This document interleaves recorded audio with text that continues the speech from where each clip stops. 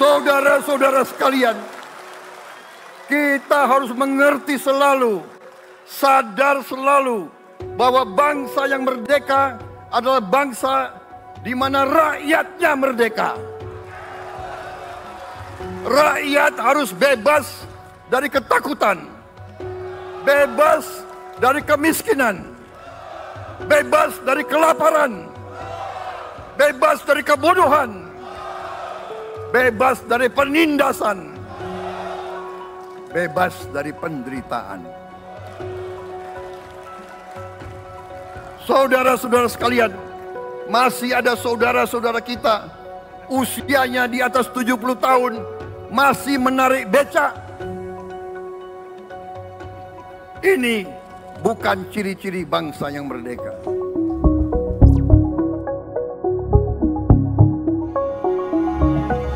Usai membentuk 48 kementerian, membuat badan-badan baru, lalu bagi-bagi jabatan pada ratusan orang yang terlibat dalam pemenangannya di Pilpres 2024. Prabowo Subianto hadir dengan narasi efisiensi anggaran.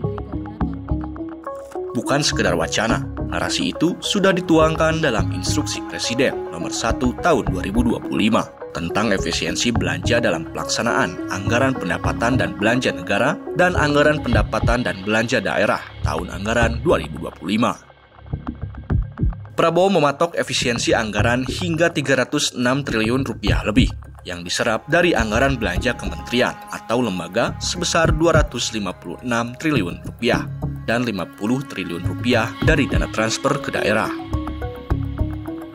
Merespons instruksi Presiden tersebut, Menteri Keuangan Sri Mulyani menerbitkan surat edaran bernomor S-37-MK.02/2025 yang di dalamnya memuat 16 item belanja yang harus dipotong, seperti alat tulis kantor, kegiatan seremonial, rapat atau seminar, percetakan dan souvenir, sewa gedung, dan perjalanan dinas.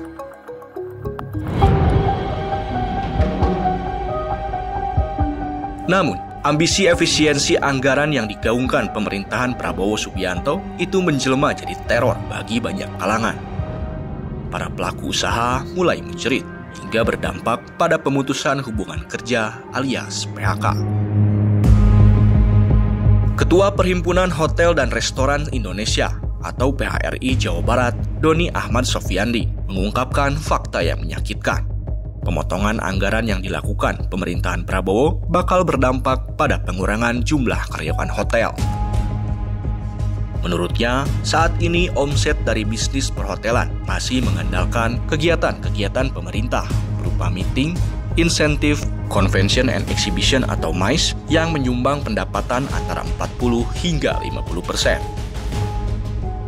Dengan adanya pemotongan anggaran pemerintah, Dodi memastikan bisnis perhotelan bakal terkena imbas yang tidak kecil. Apalagi selama ini tingkat okupansi hotel dari waktu ke waktu semakin menurun. Muaranya, pemutusan hubungan kerja sejumlah karyawan tidak bisa dihindari dan pendapatan asli daerah atau PAD pun akan terdampak. Apakah kita sadar bahwa kemiskinan di Indonesia masih terlalu besar? Apakah kita sadar bahwa rakyat kita dan anak-anak kita banyak yang kurang gizi? Banyak rakyat kita yang tidak dapat pekerjaan yang baik.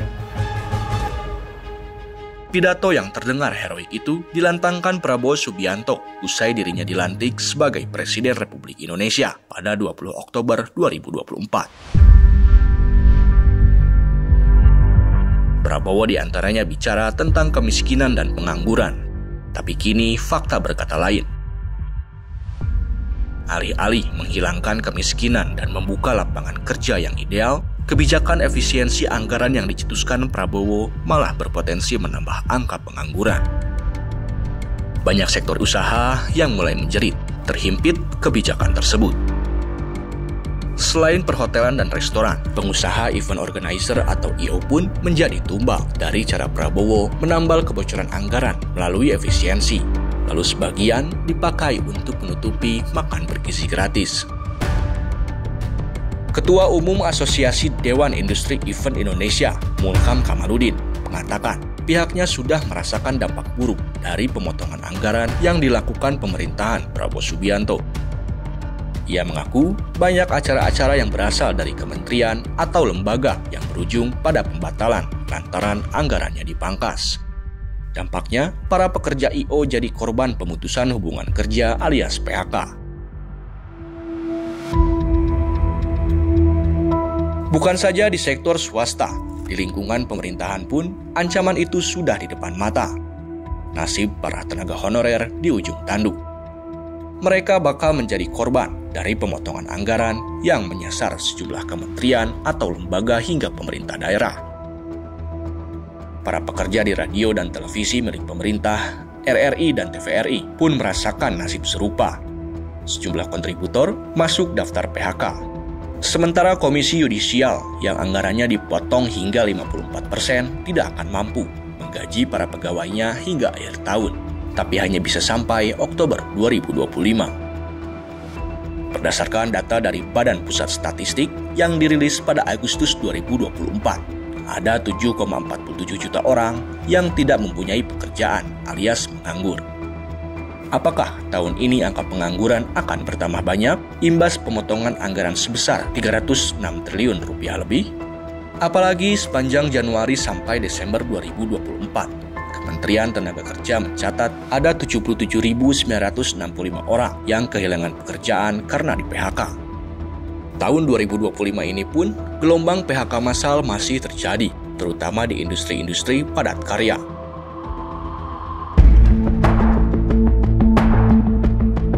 Kini, imbas pemangkasan anggaran, PHK massal bakal menyasar semua lini, termasuk sektor konstruksi.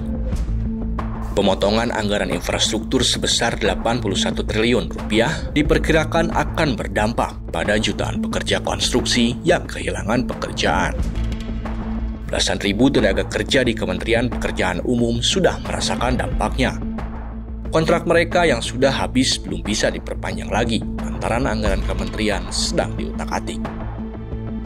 Ketua Umum BPP Gabungan Pelaksana Konstruksi Nasional Indonesia atau GAPNSI, Andi Rukman Karumpa, mengkhawatirkan dampak buruk dari efisiensi anggaran ala Prabowo Subianto. Ia menyayangkan keputusan pemerintah yang memangkas anggaran pada sektor konstruksi. Pasalnya, hingga saat ini ada banyak proyek vital bagi pembangunan masa depan Indonesia, termasuk infrastruktur pendukung di sektor pendidikan. Andi berharap pemerintah mengevaluasi dan menata ulang rencana efisiensi anggaran di pusat dan daerah.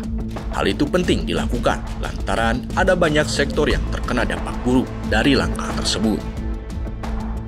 Pidato Prabowo Subianto yang terdengar heroik soal bangsa merdeka yang rakyatnya bebas dari ketakutan, kemiskinan, kelaparan, kebodohan, penindasan, dan bebas dari penderitaan tidak sejalan dengan fakta yang terjadi saat ini.